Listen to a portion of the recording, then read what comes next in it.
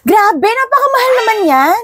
Kung madalas ka nag-travel or recently nagpa-plan na mag-travel at gumamit ng airplane, most probably narinig na ninyo yung news na ang NAIA magtataas na ng parking fees.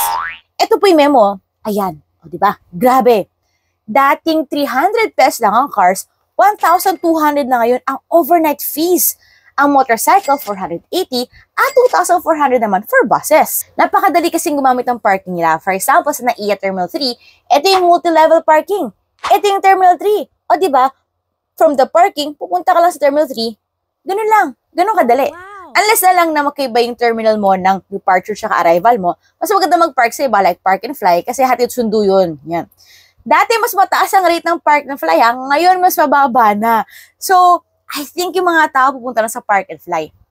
Hindi ko rin sure kung bakit na ginagawa to. Siguro para mapaganda yung parking or infrastructure or yung NAIA na terminal mismo. We do not know.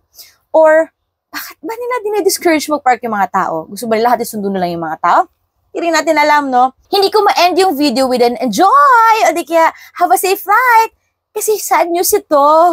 So let us know what are your thoughts and place it in the comment section.